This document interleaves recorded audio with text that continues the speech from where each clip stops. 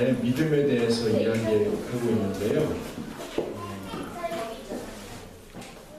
그 패턴도 좀 복습하고 그다음에 넘어가도록 하겠습니다. 믿음이라는 게 뭐라고 그랬죠? 믿음은 하나님께서 하신 약속을 신뢰하는 것. 하나님께서 이 성경에 우리에게 약속을 해주셨는데 그 약속이 우리 인생 가운데 동일하게 성취될 것을 신뢰하는 것이라고 말씀을 드렸습니다. 그래서 그 믿음의 사람들에게 나타난 특징 중에 하나가 뭐냐면 성경 인물들과 자기를 조금씩 동일시하는 거예요. 그래서 성경에 나오는 아브라함, 야곱, 요셉, 베드로, 사도 바울 이런 사람들과 자기의 인생이 이렇게 연결되어 있다라는 느낌을 점점 갖게 됩니다. 그래서 성경에 그 아브라함에게 하신 약속, 야곱에게 하신 약속, 베드로에게 하신 약속이 그 사람들에게만 한 약속이 아니고 바로 오늘날 살아가는 우리들에게도 하신 약속이라는 것을 이제 받아들이게 된다는 거죠. 하나님께서 하신 약속의 가장 기초가 되는 말씀이 창세기 1장 26절부터 28절이라고 했는데요. 그때 첫 번째 하신 약속이 뭐라고 했죠? 하나님께서 우리에게 이런 약속을 하셨습니다. 한번 따라해 보시죠. 손 이렇게 해주시고요. 1월달만 할 거니까. 자, 온 세상 사람들이 나 때문에 하나님을 볼 것입니다. 네, 다시 한번 말해보겠습니다. 온 세상 사람들이 나 때문에 하나님을 볼 것입니다. 이게 어떻게 가능하냐면 하나님의 아들이신 예수 그리스도가 내 안에 계시기 때문에 내 마음과 내 생각이 자꾸만 변화해 가는 거예요. 영적인 전쟁은 바깥에서 있는 게 아니고요. 사실 이 안에서 일어나는 거거든요. 어떤 마음을 갖느냐, 어떤 생각을 갖느냐. 그래서 아주 가난하고 비참한 삶을 사는 사람도 이 안에서 승리하면 그 사람이 승리하는 거예요. 근데 아무리 부유하고 일이 잘 돼도 이 안에서 무너지면 다 무너지는 거죠. 영적인 전쟁은 이 안에서 일어나는 건데 어떻게 사람들이 나를 통해서 하나님을 보느냐 따라해 보시죠. 내 안에 계신 주님 때문에 내 안에 계신 주님 때문에 이렇게 해보세요. 이렇게 내가 좋아. 예, 이게 예수님을 믿는 사람들의 마음의 가장 기본적인 겁니다. 내 안에 계신 주님 때문에 내가 자꾸만 좋아지는 거예요. 내가 나를 싫어하는데 누가 날 좋아하겠어요? 내가 나를 함부로 대하는데 누가 나를 잘 대하겠어요? 그래서 내 안에 계신 주님이 누구예요? 나를 위해서 목숨을 버리시는 거예요. 세상이 나를 버려도 이분만은 나를 안 버린다는 거 아십니까? 내 안에 계신 주님 때문에 내가 점점 좋아지는 거예요. 이거 하셨어요? 네, 하셨어요. 그 다음에 두 번째로 내 안에 계신 주님 때문에 주목을 지어 살만 난다. 네, 죽을 맛이 많이 있잖아요. 밥도 맨날 해야 되고 챙겨줘도 고맙다고도 안 하고 청소도 해야 되고 일도 해야 되고 공부도 해야 되고 사람도 만나야 되고 할 일이 많은데 스트레스가 많이 받는데 그렇다고 계속 도망다니는 게 아니고 예수 믿으면 그거 다 피해가는 게 아니고 예수 믿으면 겟세마네 동산에서 예수님이 십자가 앞에서 주님 이 잔을 내게서 옮겨주세요. 그렇지만 내 뜻대로 마시고 주님 뜻대로 하십시오. 제가 가겠습니다. 한 것처럼 우리도 매일 그렇게 하는 거예요. 내 안에 계신 주님이 그렇게 가셨으니까 우리도 이게 살만 나는 거 이게 아니에요. 이렇게 사는 사람이 어디서 이런 공주 같은 사람이 어디서 살만 나는 거 이게 미치는 거예요. 근데 내 안에 계신 주님 때문에 그 다음에 마지막으로 내 안에 계신 주님 때문에 높이 드셔야 돼요. 잘 될 거예요. 잘 될 거예요. 우리가 보기에 안 돼 보이는 것도 있죠. 그렇지만 그게 뭐라고요? 합력하여 선을 이루게 하신대요. 그러니까 이 믿음으로 사는 거예요. 당장 안 돼 보여도 실패한 것 같아도 그게 다 음식에 재료가 들어가는 것처럼 버무려져서 잘 될 거라는 믿음으로 사는 거예요. 그렇게 좋은 마음으로 살면 표정이 달라져요. 그래서 이 표정, 이 모습을 보면서 사람들이 하나님이 살아계시구나라고 본다는 거죠. 이게 이제 지난 첫 번째 주 설교의 내용이잖아요. 두 번째는 뭐라고 그랬어요? 한번 따라해 보세요. 1월달만 하는 거예요. 온 세상 사람들이 나 때문에 더 행복해집니다. 예, 주님께서 우리가 주님의 마음으로 가족과 친구를 섬기고 이웃을 섬기고 정치, 경제, 문화, 교육, 외교, 과학, 예술, 군사 이런 데 가서 섬기면 그 안에 하나님의 나라가 이루어진다. 그래서 사람들이 세상에서는 맛볼 수 없는 기쁨을 자꾸 맛보는 거예요. 그래서 점점점 행복해지는 거죠. 오늘 나무 때문에 사람들이 행복해지는 거죠. 자, 그러면 어떻게 나를 통해서 사람들이 행복해지느냐, 구체적으로 하나님에게 그 방법이 있다는 거예요. 나를 통해서 세상이 행복해진다.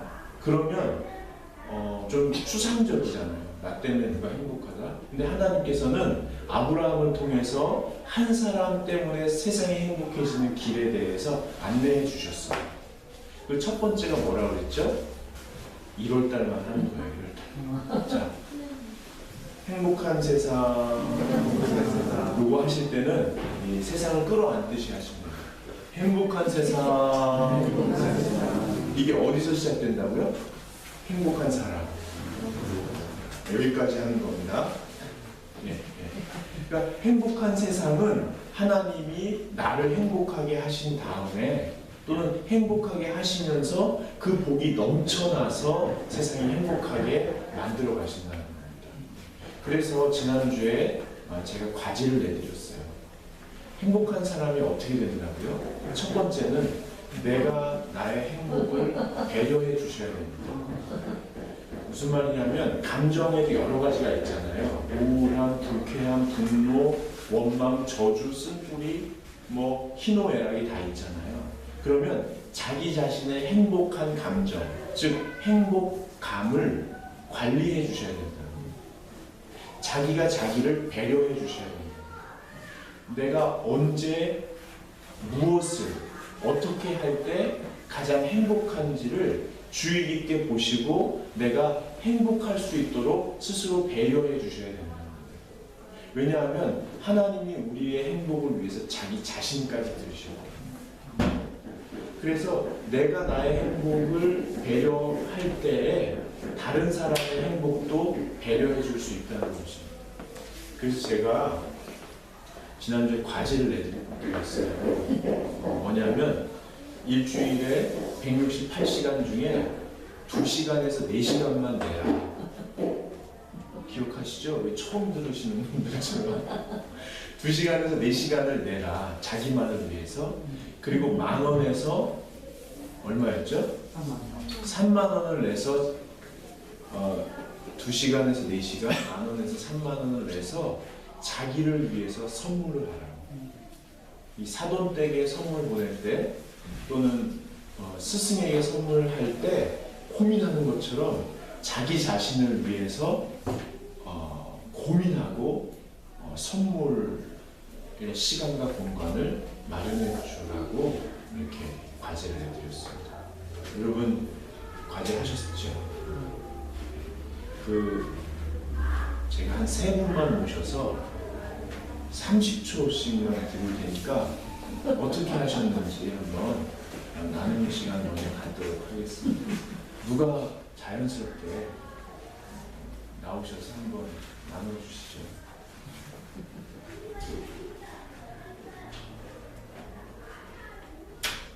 이 어색한 분위기 어떻게 하실 거예요?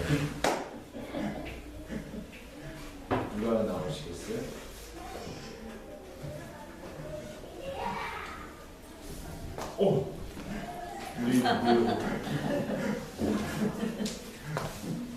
우리 스프링통으로 입고 이쪽으로 오시면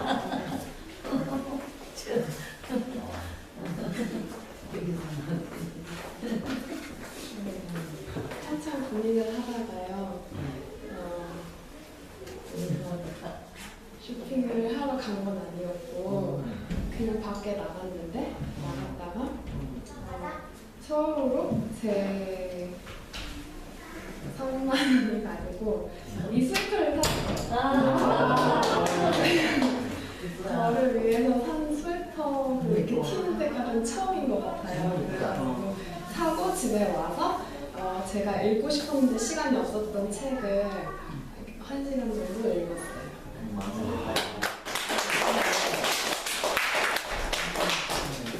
너무 잘 어울리죠? 행복할 수 없겠어요. 먼저 한번 빌려주세요. 저도 자, 이제 누가 한번 나오셔서 얘기하시겠어요? 아니, 유지사가 이러더라. 우리가 만나 우리를 위해서 살잖아요. 근데 그게 없대. 우리를 위해서 살기 때문에. 그렇지 뭐, 우리는. 누가 한번 전수사님 뭐 선물하셨어요?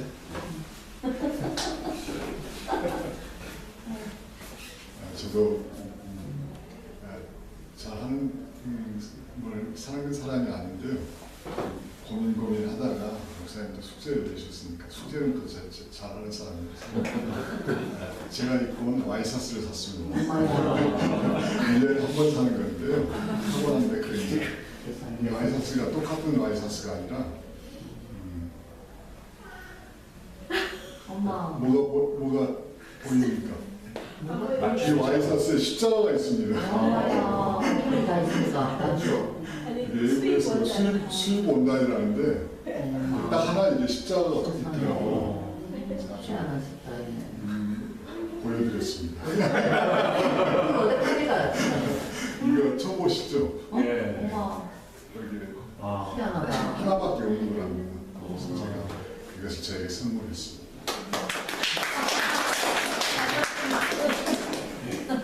그것도 한번 빌려주세요. 자, 마지막으로 누가 한번 나눠주시겠어요? 네. 저를 위해서 시간 어떻게 보내냐면요. 이런 짓이에요. 동대문시장에 강정시장 있잖아요. 강정시장. 거기를 잘 돌아다녀. 3만 원 가지고. 3만 원, 처음에 2만 원 있었어. 아빠 이런 거 돈을 안 갖고 와서 집에다 놨고, 만 원 갖고 나가서 은행에서 그랬어. 그래갖고는 한 바퀴 돌면 그 강정시장에 짜투리기 파는 그 천 파는 데를 잘 돌아다녀요. 저를 위해서 저희 시장에 그게 9시부터 11시까지. 그러면은 우선 마이크에다가 삑 돌아다니면은 그거 너무 컬러가 이쁘다. 그러기 10,000원이면 사거든. 10,000원 딱 사가지고 내가 뭐를 만드냐.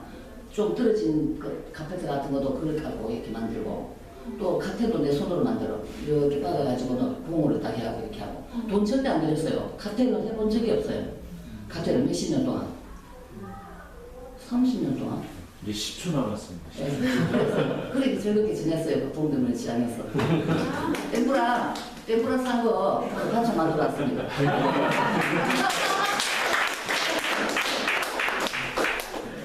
그 알아들으셨어요? 그 템프라. 예, 잘하셨습니다. 나중에 식사하면서 어떻게 숙제하시고 그것 때문에 어떻게 행복하셨는지 좀 나눠보시면 좋겠습니다. 이렇게 나를 잘 대하는데 여러분이 자꾸 저 자신을 잘 대보시면 잠깐 재미있는 것이 있고 깊은 즐거움이 있는 것이 있거든요. 영적으로 깊은 즐거움을 주는 것들이 뭔지를 자꾸 탐색하셔야 됩니다. 그래서 여러분의 인생의 공간 안에 여러분의 영혼이 잘 되는 길을 자꾸만 행복한 것을 배려해 주실 때 여러분이 점점 여러분이 간 그 길만큼을 다른 사람을 안내해 주실 수 있습니다. 자기를 함부로 대하고 그냥 그렇게 하면 고까지만 이끌 수 있어요. 여러분이 먼저 가셔야 다른 사람을 배려할 수 있습니다. 두 번째로는 아브라함에게 하나님이 그러셨잖아요. 너를 행복하게 하고 행복하게 해서 다른 민족이 행복하게 할 것이다 이렇게 말씀하셨고, 두 번째로는 고향과 친척과 아버지의 집을 떠나라. 즉 여러분이 의식적으로 무의식적으로 부모님, 여러분이 속한 가문, 여러분이 자란 동네, 배경, 지금까지 배운 공부들에 의해서 의식적으로 무의식적으로 좋다고 생각하는 것, 이게 진리라고 생각하는 것, 이런 사람은 이렇게 대하고 저런 사람은 저렇게 대하는 게 맞아, 또는 이런 일은 이렇게 처리하고 이런 일은 이렇게 처리하는 게 맞아라고 상식선을 넘어서 그게 진리라고 생각한 거기서 떠나라는 것입니다. 그래서 오늘만 하는 거예요. 오늘만. 자, 잠깐 일어서 보시죠. 오늘만 하는 거예요. 이럴 때만.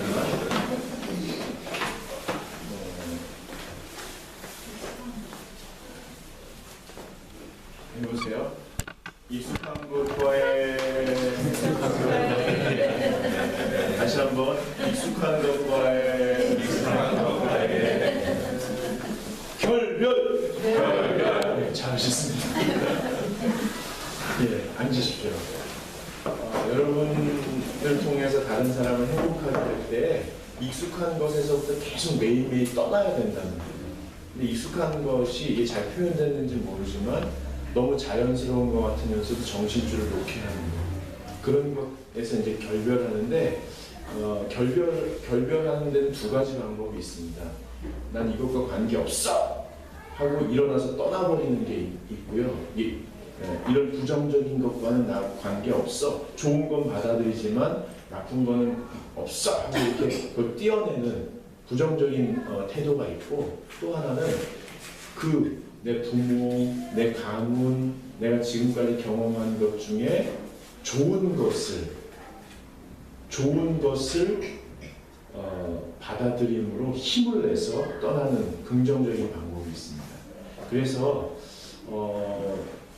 여러분의 부모님들에게 받은 상처를 씻어내려고 하면은 부정적인 것에 집중하는 거예요.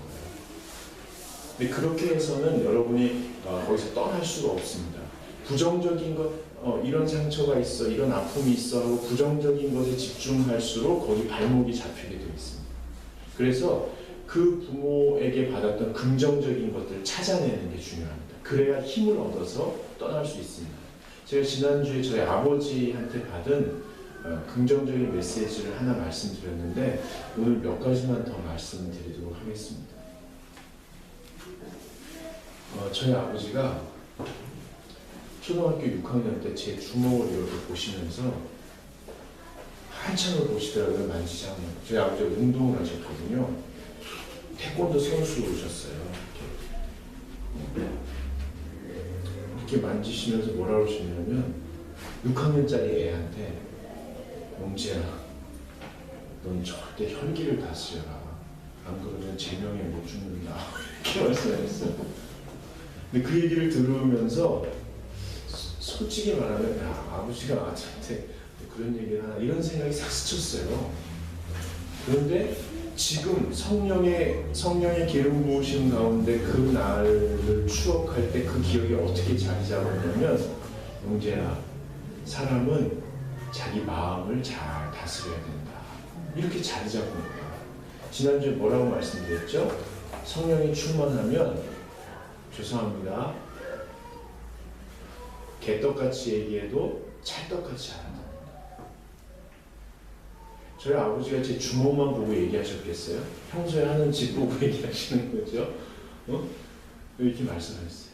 또 저희 아버지가 이런 교훈을 주셨어요. 영재야, 사람은 깊이 생각해야 된다. 제가 보리차 끓여가지고 식힌 다음에 플라스틱 병이나 이런 거 넣어서 냉장고에 넣어놓는 게 제 담당이었어요. 물을 막 끓였는데 저희 아버지가 용재야 물 가져와라 그러셨어요. 그리고 제가 물을 떠 가다가 되게 뜨겁잖아요. TV 위에 올려놓고 아버지한테 갔죠.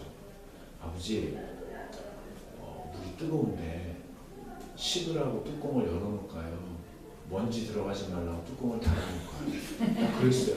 근데 아버지께서 저를 이렇게 올려다 보시더니 야 너는 앞으로도 꼭 2번씩 생각하고 행동해라. 이런 저도 좀 성장한 것 같이 보이시죠? 그리고 아버지가 또 뭐라고 하셨냐면 인생은 좋아하는 것에 집중해야 된다. 제가요 고등학교 때 9시는 잤어요. 졸리니까요. 뭘 그렇게 보세요. 그냥 잤다니까요. 그리고 2시에 일어났어요. 3년 동안 그걸 어긴 게 손가락 안에 꼽아요. 정말 열심히 공부한 거예요. 근데 대학이 떨어졌어요. 다시 했는데 또 떨어졌어요. 그러니까 하나님한테도 좀 화가 나고 내 자신에게도 화가 나니까 제 공부방이 연탄광 옆에 이렇게 있었거든요. 연탄광에 스티로폼 깔고 이렇게 공부하고 이제 거기 앉아가지고 이제 밤늦게 9시에 못 자고 밤늦게 혼자 한숨을 쉬고 있었어요. 저희 아버지가 이렇게 약주를 한 잔 드시고 탁 들어오셔가지고 야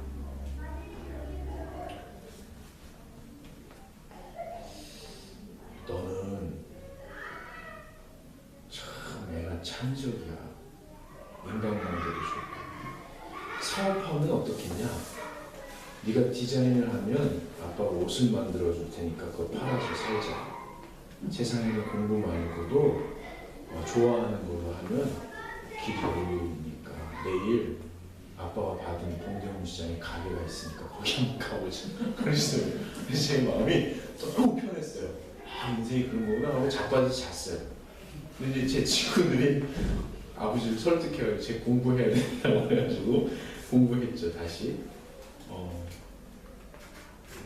그런 일들이 있었어요.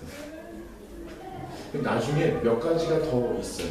몇 가지가 더 있는데요. 마지막에 그 아버지 어릴 때부터 친구분이 계셨는데 거기 저를 부르시더라고요. 이렇게 앉아가지고 제가 옆에서 이제 시중을 들고 있었어요. 저희 아버지가 저를 보지도 않고 그 아저씨를 다 보면서 이보게 그 아저씨가 조성대라는 아저씨인데 이렇게 보니까 저희 아버지가 그러시는 거예요. 나는 말이야 얘가 참 마음에 드네. 제가 제 아버지 마음에 쑥 들어갔다는 거예요. 제 아버지 마음을 꽉 채웠다는 거예요. 그리고 얼마 후에 아버지가 돌아가셨습니다. 근데 그 기억이 저에게 어떤 교훈을 주냐면 모든 사람은 하나님의 가슴에 박힌 보석과도 같다. 모든 사람은 너무너무 소중한 존재다. 그런 교훈을 저한테 주신 거예요. 여러분 이번 주에도 숙제가 있어요. 뭐냐면 여러분의 부모님께서 주신 어떤 추억들이 있잖아요. 여러분 그게 좋든 나쁘든 이게 좋은 거겠어요? 너 혈기를 마셔라. 너는 까불어서 거기 가면 안 돼. 이런. 근데 좋든 나쁘든 내 부모가 나에게 주신 어떤 추억 속에서 하나님이 주신 메시지를 찾아보는 거예요. 그래서 3가지에서 많게는 7가지를 한번 찾아보세요. 그래서 요게 숙제예요. 지금 표정을 보니까 다음 주에는 안 와야지. 그런 분들이 계신데 억지를 시키지 않는 거니까 와서 한번 또 들어보시면 좋겠습니다. 여러분 이처럼 하나님께서 나를 통해서 세상을 어떻게 행복하게 하시느냐 이미 나에게 주신 좋은 것들을 내가 발견해내야 됩니다. 내 인생의 그 밭 가운데 그 나무가 우리 전도사님 설교에 그 나무가 그 어려운 상황에서도 의미를 발견해내는 것처럼 자기 인생의 영역 안에서 좋은 것들을 발견해내셔야 됩니다. 그래서 제가 한 가지 말씀을 드리고 싶어요. 뭐냐면 우리가 만난 모든 사람, 우리가 만난 모든 사람과 우리가 경험한 모든 사건은 하나님께서 우리의 성장을 돕기 위해서 보내주신 하늘의 선물입니다. 다시 한번 말씀드립니다. 여러분이 만났던 모든 사람들, 좋든 나쁘든, 나한테 기쁨이었던 상처였던 모든 사람들, 그리고 우리가 경험한 모든 사건들은 하나님께서 나를 성장시키기 위해 보내신 하늘의 선물입니다. 하나님은 우리를 사랑하시고 우리를 너무 소중하게 여기시고 우리를 위해서 자기 생명을 주신 분입니다. 그분께서 가장 원하시는 게 여러분이 잘 자라나는 것입니다. 여러분이 예수님처럼 잘 성장하는 것입니다. 그래서 예수님의 분량까지 자라나도록 도우시는 것입니다. 여러분, 모든 것이 하늘로부터 온 선물이라고 믿기 시작하는 순간부터 라야만 매 순간 하나님을 보게 됩니다. 매 순간 하나님이 아니고는 해석할 수 없는 삶의 많은 문제와 만남을 끌어안을 수 있는 내공이 생기기 시작합니다. 그거 아니면 내 인생에 해석이 안 되는 게 너무 많습니다. 내 인생에 바람처럼 다가와서 야, 딴 데로 가버려. 그건 아무 의미 없어. 지금은 헛사는 거야. 라고 말하는 사람들 때문에 너무 고통스럽습니다. 여러분, 오늘 요셉을 한번 보세요. 요셉은 어린 시절 부모로부터 특별 대우를 받았습니다. 색동 저고리를 걔만 입었잖아요. 11형제 중에서. 그걸 받아 입은 것도 이상하지만 입힌 부모도 이상한 거예요. 특별 대우를 받고서는 철없이 어린 시절을 보냈죠. 청소년이 돼서는요, 자기 자랑을 일삼고 그리고 남의 허물을 덮어주지를 못했습니다. 그냥 다 들춰내고 그러다 가족들에게 공분을 당하죠. 그리고서는 형들이 화가 나니까 묻어버렸습니다. 죽여버리려고. 저 같아도 그런 동생이 있으면 한 11명쯤 되면 그 중에 하나는 묻어버릴 수도 있지 않았어. 근데 형 중에 하나가 자비를 베풀어서 누구한테 노예로 팔아버리죠. 그 상인들이 데리고 가서 이집트 고위 관직 보디발의 집에 노예로 팝니다. 그때야 요셉은 처음으로 인생의 역경과 고난을 맞이하게 됩니다. 그러고 나서 주님 앞에 엎드리기 시작하죠. 주님 앞에 엎드리기 시작합니다. 그 후로 여러분 아시는 대로 요셉은 시험을 받고 의심을 당하고 버림을 당하고 잊혀짐을 당합니다. 참담한 생활이 시작됩니다. 여러분, 그리고 나서 어느 날 요셉이 낙하산 인사긴 하지만 바로 앞에 서게 됩니다. 술 맡은 관원장이 청탁을 넣은 거죠. 이 사람을 만나보라고. 근데 바로가 만나보니까 요셉에 대한 애정이 일어나는 거예요. 그리고 그의 역량을 보니까 뭔가 있는 거예요. 그래서 요셉을 국무총리로 발탁합니다. 여러분, 지도자가 아무리 어리석어 보여도 자기를 위해서라도 역량 있는 사람을 선택하거든요. 그런데 요셉 안에서 역량을 발견한 거예요. 이 말은 뭐냐면 무려 10여 년 동안 감옥 생활을 하고 있었는데 요셉은 그 일을 맡을 만큼 자라났던 거예요. 여기에 비밀이 있습니다. 여러분의 인생은 어떠십니까? 여러분의 어린 시절은 어떠셨어요? 보니까 다 예쁘고 잘생기셨어요. 초등학교 때 부모님의 편애를 받으셨겠어요. 아, 넌 똑똑하다. 세계 최고다. 우리 정진 사모님 어디 계세요? 정말 착각쟁이. 자기가 세계 최고로 사랑받는 사람이에요. 왜 그러니까 하나님께 사랑받고 있대요. 그 맛에 산다는 거예요. 여러분들 아마 초등학교 시절 그렇게 살았을지도 몰라요. 청소년이 돼서는요, 지잘난 맛에 아, 내가 제일 똑똑하고 내가 제일 예쁘다. 말은 못하죠. 아닌 거를 금방 깨달을 수밖에 없으니까. 근데 그 맛에 살았을지도 몰라요. 그런데 청년이 되고 사회 나가 보니까 세상이 만만하지 않은 거죠. 감옥에 갇힌 것처럼 꼼짝달싹할 수 없는, 내가 할 수 있는 게 별로 없는 그런 감옥에 갇혀서 답답한 인생을 혹시 살고 계실지도 모르겠습니다. 그러나 요셉도 그 10여 년 동안 꼼짝 못하는 동안 분명히 성장했다는 겁니다. 그 열쇠가 뭐냐? 그 열쇠가 겸손하게 하나님만 바라봤다는 것이죠. 하나님만 바라본 거예요. 그리고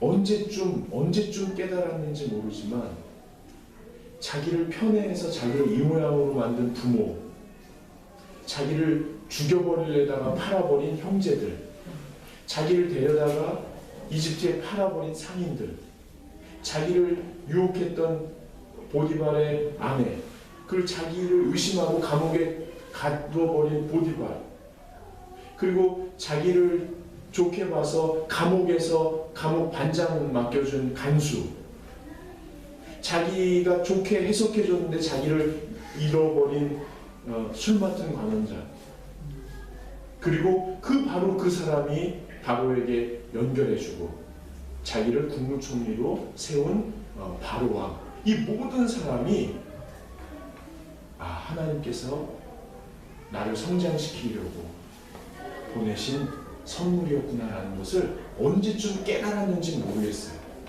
그러나 감옥에서도 주님을 계속 바라보면서 그 모든 것들을 그렇게 받아들일 수 있지 않았나 생각이 듭니다. 물론 그렇게 받아들이겠다고 해서 그게 다 소화된 건 아니었죠. 왜냐하면 그 형들 앞에서 북받치는 감정을 추스리지 못해서 통곡하는 것을 보면 요셉도 그렇게 생각하려고 그랬지 마음속에서 그게 다 응어리가 풀린 거는 아니었던 것 같습니다. 여기서 우리가 인생의 비밀 하나를 알 수 있습니다. 우리가 넉넉하게 해석할 수는 없죠. 그러나 어려운 상황 속에서도, 도저히 해석이 안 되는 상황 속에서도, 앞길이 안 보이는 감옥 같은 현실 속에서도 기억해야 될 게 뭐냐면 내 코앞에 와 계신 여호와 하나님께서 나의 성장을 돕고 계신다는 사실. 나의 성장을 돕기 위해서 아픔과 기쁨을 주는 많은 사람을 만나게 하시고 기쁨과 아픔을 얻을 수 있는 많은 일들을 경험하게 하신다는 사실입니다. 그래서 요셉은 오늘 원수 같은 형들, 어쩌면 짐승 같은 형들에게 오늘 본문에 이렇게 이야기합니다. 5절을 한번 보시죠. 5절을 한번 같이 읽어보겠습니다. 시작. 당신들이 나를 이곳에 팔았다고 해서 근심하지 마소서, 한탄하지 마소서. 하나님이 생명을 구원하시고 나를 당신들보다 먼저 보내셨나이다.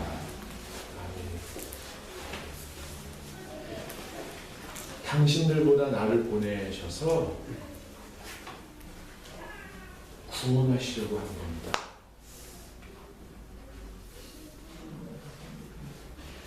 (7절) (8절을) 한번 또 같이 읽어보겠습니다. 시작. 하나님이 큰 구원으로 당신들의 생명을 보존하고 당신들의 후손을 세상에 주시려고 나를 당신들보다 먼저 보내셨나니 그런즉 나를 이리로 보낸 이는 당신들이 아니요 하나님이시라. 하나님이 나를 바로에게 아버지로 삼으시고 그 모든 집의 주로 삼으셨나이다.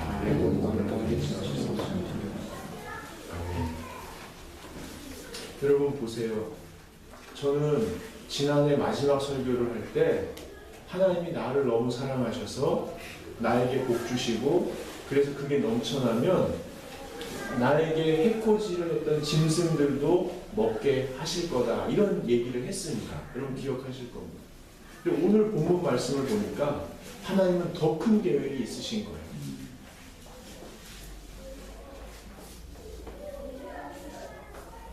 그 사람들 버릴 수가 없어서 그 사람들 하나님이 그 사람들을 버릴 수가 없어서 그 사람들이 나를 버리게 하시고 하나님이 내가 고통 속에 하나님의 사랑을 깨닫게 하시고 나를 성장시키셔서 나에게 복된 세상을 만들게 하시다는 거예요. 근데 그 이유가 그 사람들을 먹여 살리시고 그 사람들을 구원해 주시고 나한테 못되게 하고 짐승처럼 그렇게 한 그 사람 나 때문에 복받게 하시려고 하나님이 나를 성장시키고 키워주시고 복되게 하신다고 오늘 말씀하십니다. 여러분 좀 비약이긴 하지만 요셉은 성격 이상이고 험한 인생 살았습니다. 그럼에도 불구하고 하나님께서 오늘 요셉을 통해서 사람들을 하나님을 보게 하시고 요셉을 통해서 사람들이 행복할 수 있도록 하셨습니다. 하나님이 요셉 인생이 복잡하고 요셉 인생이 부족해도 그를 통해서 하나님께서 그를 성장시키시고 그를 통해서 그를 버리신 사람들까지도 구원받도록 하셨습니다. 이게 성경에서 말하는 하나님의 언약이 성취되는 삶입니다. 여러분의 현실이 어떻든지 간에 지금 여러분의 마음이 어떻든지 간에 인생이 참 보잘것없고 또 인생이 참 복잡해서 거기서 꼼짝달싹 못하는 것처럼 발목 잡힌 것처럼 앞이 안 보이는 감옥처럼 여겨질지라도 여러분 이 약속을 기억하십시오. 그 상황 속에서 과거를 후회하고 누군가를 원망하고 저주하고 그런 것이 아니라 하나님께서 여러분의 마음을 만지셔서 그들을 통해서도 나를 성장시키신 그 메시지를 찾아내게 하시고 그것을 통해서 내가 지금도 성장하고 있다는 사실을 믿음으로 바라보게 하셔서 거기에 발목 잡힌 인생이 아니라 점점점 자라나는 점점점 예수님을 닮아가는 사람을 만드실 줄로 믿습니다. 지금 이 순간도 여러분은 성장하고 계십니다. 지금 이 순간도 여러분을 복된 존재로 자라나고 계십니다. 그리고 그날 주님이 허락하신 그날에 여러분을 통해서 이 세상의 아픔을 치유하실 것입니다. 그때에 놀라지 마십시오. 여러분 곁에 여러분에게 아픔을 줬던 사람들, 여러분을 무시했던 사람들, 여러분의 인생에서는 의미를 발견할 수 없다고 손가락질했던 사람들, 그 사람들이 바로 여러분 때문에 복된 행복을 누리게 될 것입니다. 그날에 당황하지 마십시오. 그것이 여러분을 향하신 세상을 향하신 하나님의 계획입니다. 우리 찬송